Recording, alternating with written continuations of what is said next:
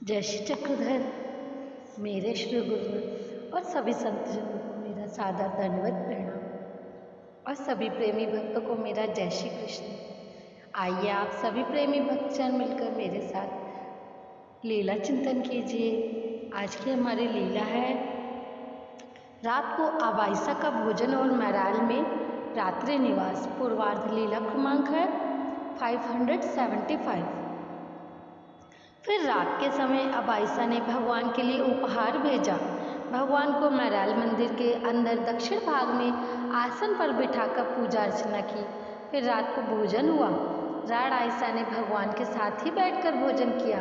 वहीं रात के समय भगवान ने विश्राम किया। लीला का हेतु है, मैराल मंदिर में भगवान ने रात को निवास किया, अबाइसा का भोजन स्वीकार किया। इस स्थान को सामान्य रूप से संबंध प्रदान किया। अबाइसा को भोजन का पुण्य लाभ प्राप्त हुआ। अगली हमारी लीला है, गोदावरी को पार कर पुरी में आसन। पूर्वार्ध लीला क्रमांक है 576। प्रातःकाल का पूजा अवसर हो जाने के बाद भगवान गंगा गोदावरी के तट पर गए। नौका के पास आए। वहाँ भगवान ने नाविक से कहा, तुम लोग नौका क्यों नहीं चला रहे? तब उस नाविक ने कहा, भगवान यहाँ के महाजनों ने मुझे नौका ना चलाने की सौगंध दे रखी है। तब भगवान ने कहा, हम लोग तो भिक्षुक महात्मा हैं, हम लोगों के लिए थोड़े ही कोई सौगंध है, चलो नाव चलाओ। इस पर उसने कहा, भगवान मुझे तो नाव चलाना आता नहीं, मैं कैसे नाव चला सकता हूँ? तब भगवान ने कहा, कोई बात नहीं, हम नौका चलाने में तुम्हारी मदद करेंगे। इस पर उसने नाव छोड़ दी। तब भगवान ने अपने दुपट्टे को लपेटकर अपनी कमर में कसकर बांध लिया और उसकी नौका में बैठ गए। बाइसा और लाखाइसा भी उस नौका में बैठ गई। इतने में नौका थोड़ा आगे बढ़ी तो भगवान ने अपने हाथ का सहारा देकर रणआइसा को भी नौका में बिठा लिया। भगवान अपने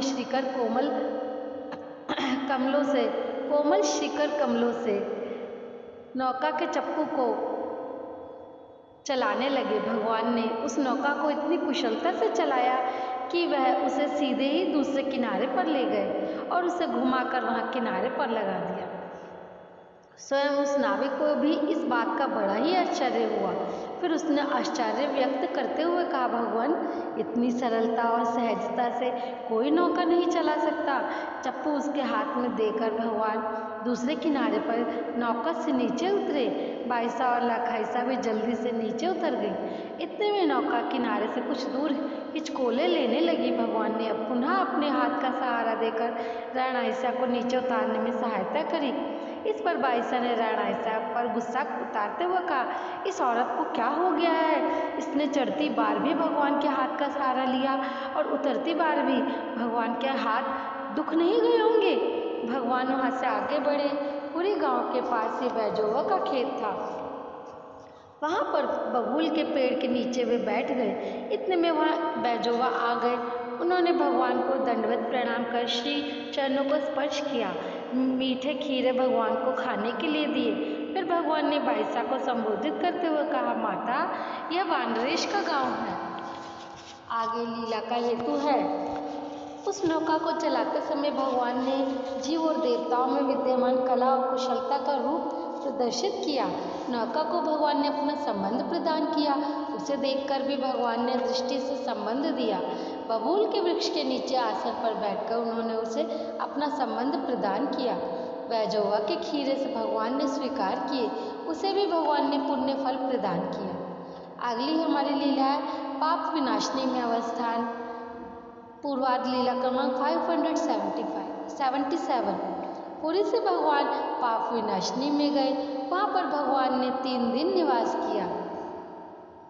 लीला का हेतु है, भगवान ने यहाँ 3 दिन निवास करके इस स्थान को विशेष रूप से संबंध प्रदान किया। परावर शक्तियों को वहाँ निक्षेप किया। लीला, चेष्टा और पर और अवर शक्तियों का दान किया। अगली हमारी लीला है, अवधूत को दर्शन और स्थिति सुख।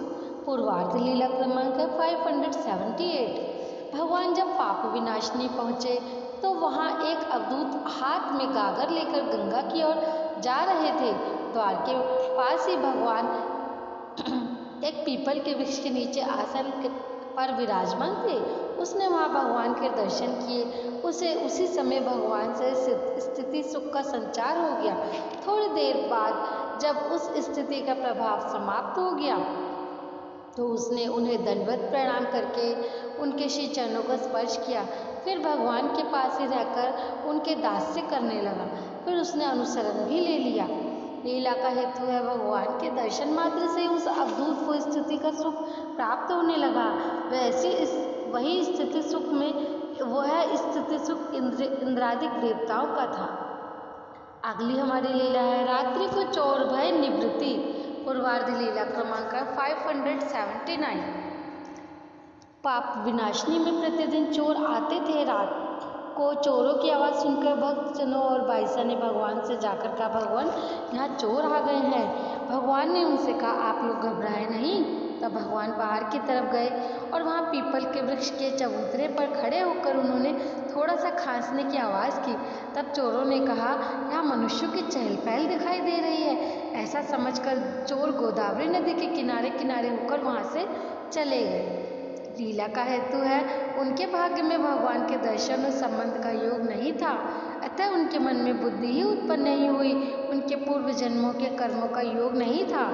भगवान ने उन्हें चेष्टकत्व भी नहीं किया। तो ये हमारी छोटी छोटी बहुत सुंदर सुंदर लीलाएं थी चक्रधर स्वामी जी की। आप सभी भक्तजन इन सभी लीलाओं का चिंतन कीजिए। मैं कल फिर और नई लीला लेकर आपके समक्ष आऊँगी। तब तक के लिए आप सभी प्रेमी भक्तों को मेरा जय श्री कृष्ण, जय श्री चक्रधर।